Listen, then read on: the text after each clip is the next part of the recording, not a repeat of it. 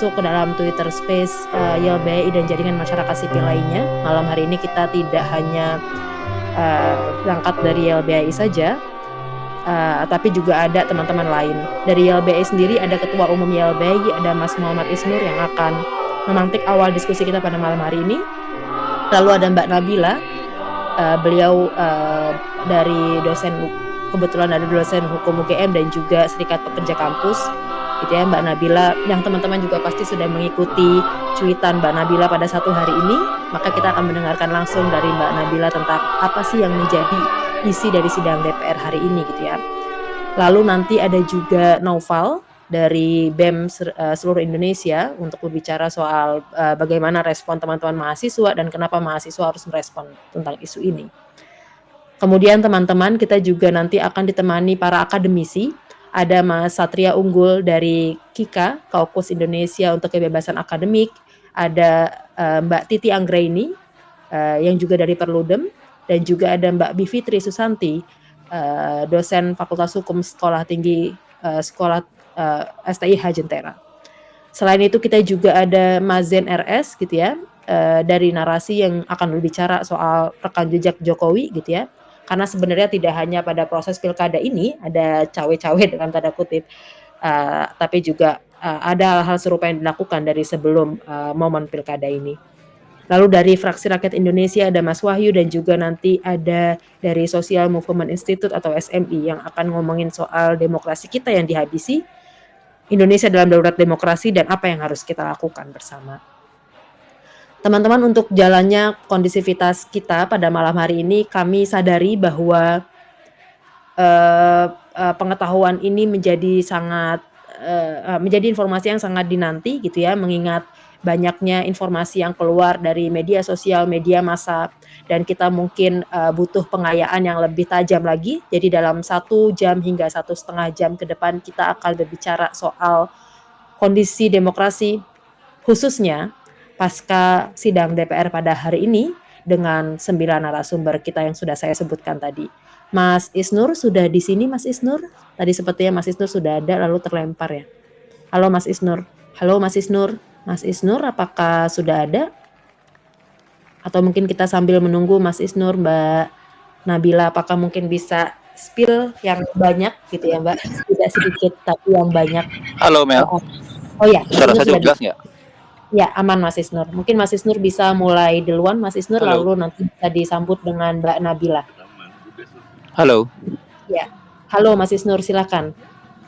Halo Mel. Halo Mas Isnur. Suara saya cukup jelas nggak? Cukup Mas. Suara saya ada? Oke. Aman. Silakan Mas Isnur. Selamat malam rekan-rekan atas persediaan rekan-rekan dan juga kehadiran rekan semua di sini ya. Sudah 12.000 yang mendengarkan di grup ini. Bahwa pertama kita harus sadari dan pahami, kita bernegara itu ada filosofinya, ada konstruksinya, ada dasarnya, ada kesepakatannya, dan itu tertuang jelas dalam konstitusi gitu.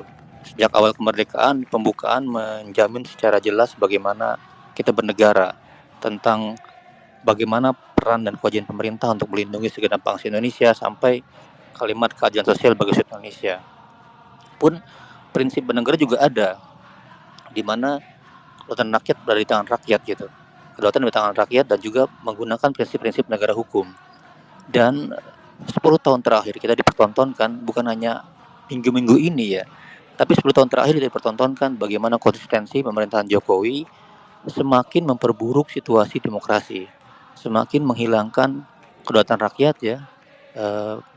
Yang kita harapkan dari wakil rakyat yang dipilih itu bukan lagi demokrasi ya, tapi mereka menampilkan bagaimana mereka mementingkan kepentingannya diri sendiri, mementingkan golongannya, mementingkan kelompoknya, dan sekarang menuju kepada konteks di mana pemerintah ya, dalam hal ini presiden, mementingkan kepentingannya famili ya, sanak, saudara, anak dan keluarganya dalam bentuk dinasti gitu.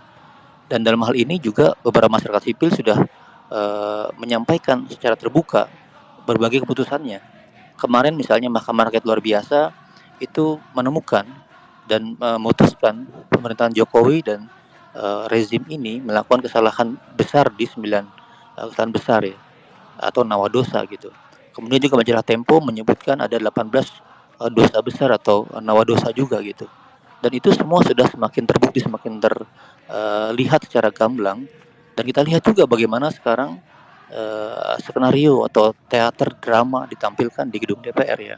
Bagaimana mungkin membuat undang-undang tanpa pengusulan, tanpa proses yang proper yang harusnya ada, di mana dia diusulkan, kemudian diputuskan menjadi undang-undang inisiatif misalnya DPR, atau kemudian usulan pemerintah, diproses dulu di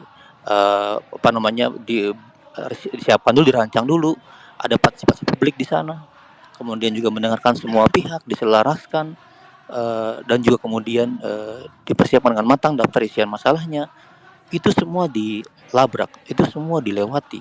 Bahkan kemudian ini kita lihat, ini merespon dengan jelas, respon atas putusan MK yang kemarin sehari terjadi gitu.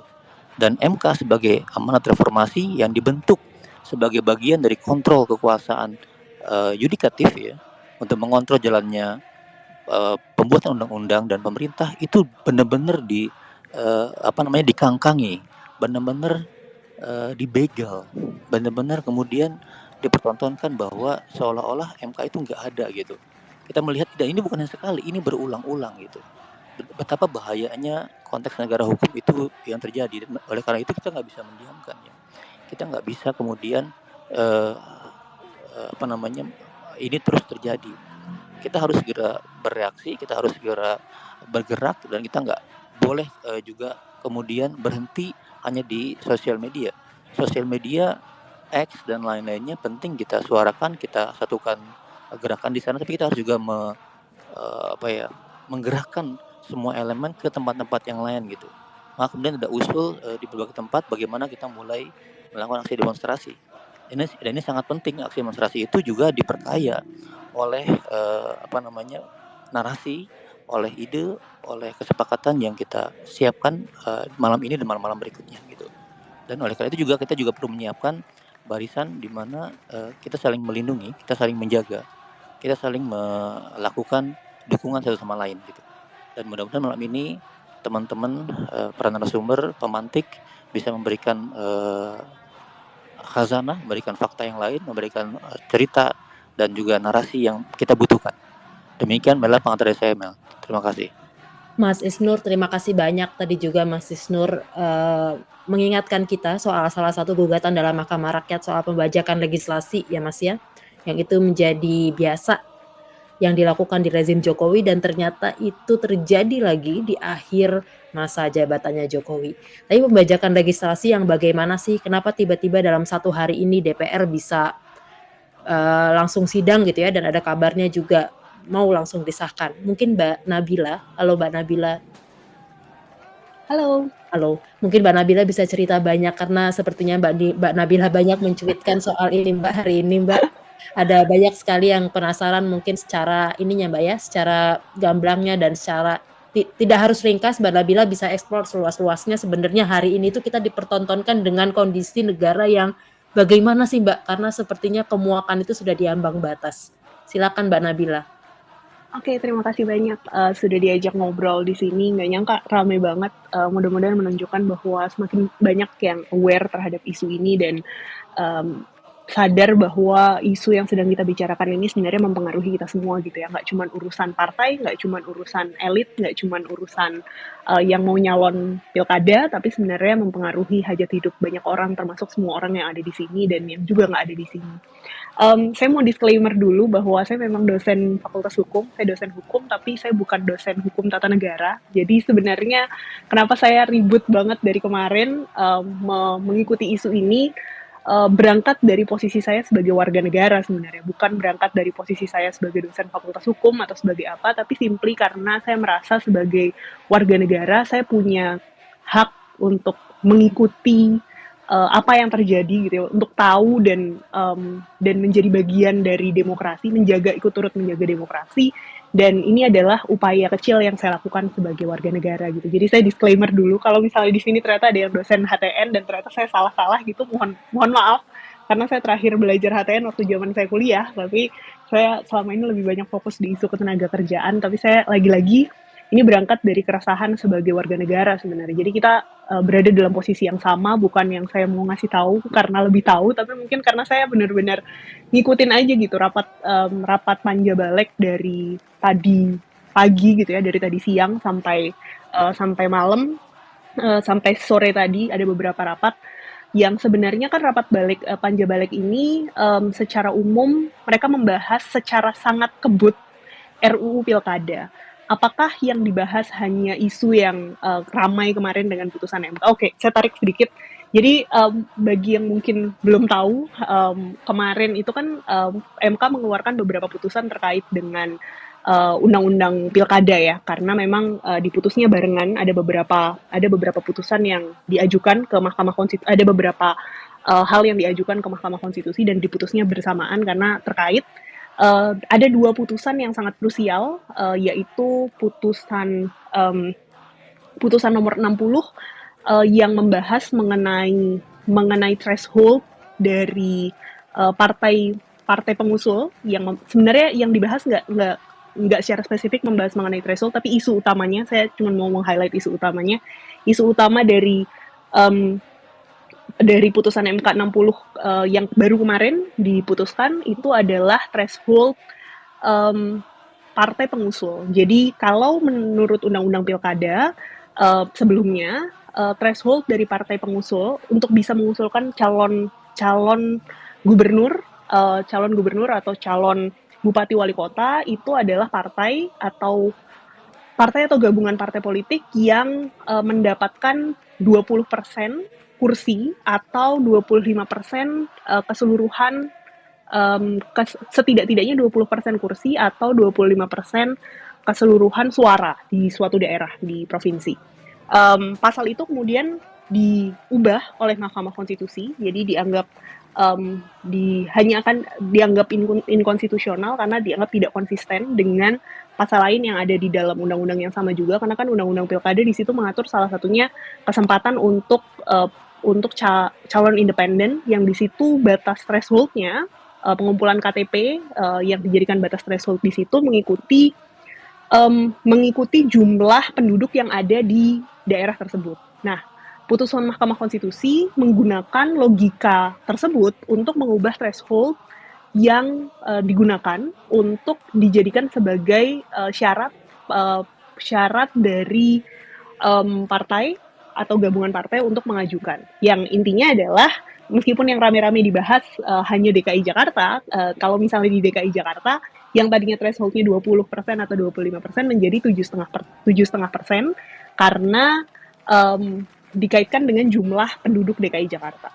Yang harus dicatat adalah putusan ini berlaku tidak hanya untuk DKI Jakarta, tentu saja dia berlaku untuk seluruhnya, untuk seluruh daerah yang ada di Indonesia, dan berapa besaran thresholdnya tidak selalu 7,5% karena disesuaikan dengan jumlah penduduk. Jadi ada 10%, 8,5%, 7,5%, dan 6,5%. Jadi kalau ada yang bilang bahwa ini hanya untuk mengakomodir si calon X atau partai X di Jakarta atau di mana, itu sama sekali nggak benar karena dia berlaku untuk keseluruhan. Karena memang poin utama dari putusan ini adalah menjamin hak konstitusional dari partai, baik partai yang, ini menjadi poin penting juga, baik partai yang mendapatkan kursi ataupun yang tidak mendapatkan kursi. Karena kan kalau misalnya sekarang yang mengajukan ini sebenarnya adalah Partai Buruh dan Partai Gelora, yang keduanya tidak mendapatkan kursi di DPRD, dan mereka merasa bahwa hak konstitusional mereka sebagai partai tercederai karena adanya pasal tersebut, pasal terkait threshold tersebut, dan dikabulkan oleh Mahkamah Konstitusi, yang kemudian konsekuensinya adalah menurunkan threshold. Itu putusan pertama yang krusial. Putusan kedua yang krusial adalah putusan nomor 70, correct me if I'm wrong, tapi seingat saya putusan nomor 70 2024, yang di situ membahas soal syarat usia, syarat batas usia, yang putusannya menegaskan bahwa syarat batas usia itu adalah pada saat pencalonan, bukan pada saat pelantikan. Karena kan beberapa waktu yang lalu ada putusan MA, ini ada hubungannya juga, ada putusan MA yang memutus bahwa kalau MA itu kan dia menguji putusan, dia bukan menguji undang-undang ya, dia menguji peraturan di bawah undang-undang terhadap undang-undang. Yang diuji adalah peraturan KPU yang mengatur mengenai batas syarat usia, yang di situ digugat dan akhirnya hasilnya adalah syarat batas usia itu hanya bisa ditetapkan, dilihatnya pada saat pelantikan, bukan pada saat pendaftaran. Aneh dong logikanya. Semua orang pasti melihat itu aneh, karena dimanapun kita kalau misalnya daftar sesuatu, semua hal dalam undang-undang pilkada itu kan diaturnya terkait dengan pada saat posisi pendaftaran ya. Semuanya diatur, kayak tadi threshold tuh diatur untuk mendaftar, maka dia thresholdnya harus segini. Terus tiba-tiba ada putusan MA beberapa minggu yang lalu yang menyebutkan bahwa kalau syarat batas usia itu nggak harus pada saat pendaftaran, tapi dia pada saat pelantikan. Nah, Mahkamah Konstitusi bilang di putusannya yang kemarin bahwa enggak, dia menegaskan bahwa yang dimaksud sebagai batas umur itu dilihatnya adalah pada saat pendaftaran. Itu baru kemarin banget, rasanya kayak udah lama banget karena begitu banyak hal yang terjadi di hari ini.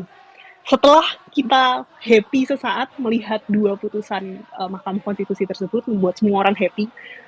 Saya terutama, mungkin at least saya happy gitu, karena saya ngerasa bahwa ada sesuatu yang, ini kan sebenarnya keresahan bersama kita gitu. Ini isu yang menjadi keresahan bersama kita, karena kita ngelihat bahwa belakangan ini demokrasi kita diacak-acak oleh satu keluarga dan satu gerombolan orang yang membuat semua hukum menjadi sesuatu yang hanya menguntungkan bagi mereka, bukan menguntungkan bagi masyarakat pada umumnya. Dan dua putusan Mahkamah Konstitusi kemarin dianggap banyak orang sebagai putusan yang memberikan secercah harapan lah bahwa enggak kok, hukum nggak bisa segitunya dimainin, tetap ada aturan yang harus dijalankan. Tapi ternyata mereka dengan mudah bilang, enggak dulu gitu, dengan tiba-tiba dengan sangat terburu-buru membuat rapat panja balik yang terjadi hari ini yang dilakukan untuk membahas RUU Pilkada. Yang dibahas banyak pasalnya, tapi yang menjadi dua pasal yang terkait dengan putusan yang barusan saya bicarakan tadi itu dibahas dengan sangat tergesa-gesa dan dengan hasil yang kita tahu bersama sangat merugikan kita bersama, karena soal batas syarat usia yang barusan saya katakan tadi itu oleh RUU yang tadi diketok oleh Panja Balik, di pasalnya jadi direvisi ulang di pasal di undang-undangnya, direvisi ulang bahwa syarat batas usia adalah pada saat pelantikan, jadi bukan lagi pada saat pendaftaran. Jadi dia nggak mau mendengarkan putusan Mahkamah Konstitusi dengan mengatakan bahwa putusan MA-nya bilang kayak gitu kok. Kami mau mengikuti putusan MA aja. Itu statement mereka untuk yang pasal pertama. Dan yang kedua, yang soal threshold, nah ini lebih nyebelin lagi. Ini kan awalnya nggak ada nih di DIM pembahasan. DIM itu daftar inventaris masalah yang dibahas pada saat rapat panja gitu ya. Di daftar inventaris masalah awalnya kan nggak ada, karena ini memang isu baru yang baru muncul. Isu thresholdnya adalah isu yang baru muncul pada saat gara-gara kemarin ada putusan MK. DIM ini diajukan sangat terakhir, jadi sebagai bayangan aja tadi rapat panja di awal itu dia cuman sekitar 1 jam, kayaknya nggak nyampe 1 jam, jadi mereka sangat terburu-buru melakukan semua itu gitu. Yang mereka menambahkan DIM soal threshold ini tadi dengan perubahan pasal 40. Kalau kita baca baik-baik, seakan-akan mereka mengatakan bahwa, kalau kita baca sekilas, seakan-akan mereka mengatakan bahwa perubahan pasal 40 ini adalah untuk mengakomodir putusan MK. Padahal sebenarnya mereka sedang mengubah putusan MK. Mereka sedang mengubah putusan MK dengan membuat dua kriteria yang berbeda.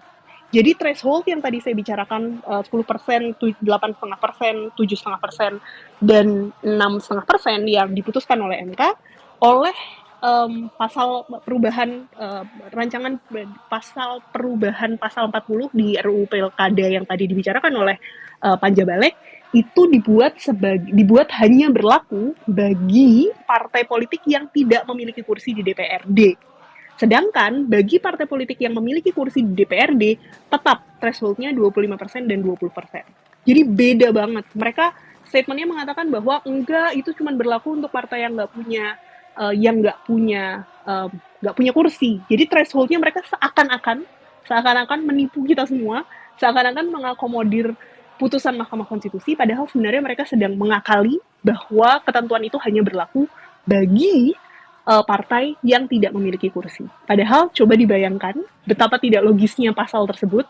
Bagaimana mungkin kita berharap bagaimana mungkin kita bisa mengatakan, bisa berharap bahwa partai yang tidak punya kursi di DPRD akan bisa mengumpulkan 10%, 7,5%, 8,5%, dan 6,5% untuk mengajukan wakil untuk calon pilkada, calon gubernur maupun calon bupati atau wali kota, sedangkan partai yang punya kursi itu tetap 20% dan 25%. Intinya mereka mengubah semua logika, seakan-akan itu kayak, oh enggak, ini emang kayak gini. Mereka kayak nggak dibahas dengan serius, karena lagi-lagi rapatnya cepet banget, cuma 1 jam. Hampir nggak ada fraksi yang tidak setuju, semua fraksi setuju kecuali PDIP. DPD setuju, pemerintah tentu saja setuju, semuanya satu suara, semuanya bilang mayoritas sudah setuju. Pimpinan baliknya tadi dengan sangat cepat dia bilang pemerintah udah setuju, nggak ada yang nggak setuju dan lain sebagainya, dan diketok gitu aja. Sore tadi mereka ada rapat lagi, jadi raker terakhir gitu kan, setelah tadi panjang kan, habis itu ada raker terakhir, fraksi membaca persatu mereka setuju atau tidak setuju dengan pasal yang ada, semuanya setuju lagi-lagi kecuali PDIP. Jadi satu-satunya fraksi yang sampai sekarang posisinya masih menolak dan tidak setuju dengan rancangan undang-undang pilkada yang baru adalah PDIP. Meskipun saya sendiri punya catatan sendiri soal ketidaksetujuan PDIP, karena menurut saya alasan-alasannya kurang pas gitu ya. Mudah-mudahan ada yang dengerin space ini, jadi mungkin nanti dari bapak dan ibu yang lain bisa ada masukan kira-kira harusnya nggak setuju itu di bagian mana. Karena lagi-lagi saya disclaimer, saya bukan orang HTN gitu, jadi saya melihatnya dari kacamata dari kacamata rakyat biasa yang merasa bahwa negara, dalam hal ini lembaga legislatif yang seharusnya menjadi wakil rakyat, wakil saya, sama sekali tidak menjadi wakil saya, karena mereka hanya melakukan upaya untuk menyelamatkan kepentingan mereka sendiri tanpa melihat apa yang sebenarnya diinginkan oleh masyarakat, dan juga dengan sangat sengaja tidak mengindahkan putusan Mahkamah Konstitusi yang sebenarnya kalau melihat dari senangnya masyarakat kemarin ketika putusan tersebut keluar, itu sebenarnya jauh lebih sesuai dengan rasa keadilan masyarakat. Saya nggak mau memberikan terlalu banyak pujian terhadap Mahkamah Konstitusi sebenarnya, karena kita tahu sendiri bahwa masalah ini semua juga dimulai dari Mahkamah Konstitusi. Tapi setidaknya 2 putusan kemarin itu terlihat cukup mewakili rasa keadilan masyarakat, dan yang dilakukan balik DPR hari ini tentu saja berarti sama sekali tidak mewakili rasa keadilan masyarakat. Dan menurut saya memang sudah seharusnya kita lebih frontal dan lebih terbuka menunjukkan penolakan kita terhadap upaya-upaya seperti ini, upaya-upaya pelemahan demokrasi, dan dengan sangat terbuka yang melukai rasa keadilan masyarakat seperti yang dilakukan oleh legislatif kita hari ini. Gitu, sedikit rekap dari saya, mohon maaf kalau panjang, nggak sedikit ternyata. Mudah-mudahan bisa memberikan gambaran. Maaf ini ceritanya sambil emosi, karena ya itu tadi, saya nih sebagai rakyat tuh merasa nggak sama sekali nggak direpresentasikan oleh wakil-wakil rakyat yang hari ini bersidang dengan sangat terburu-buru itu.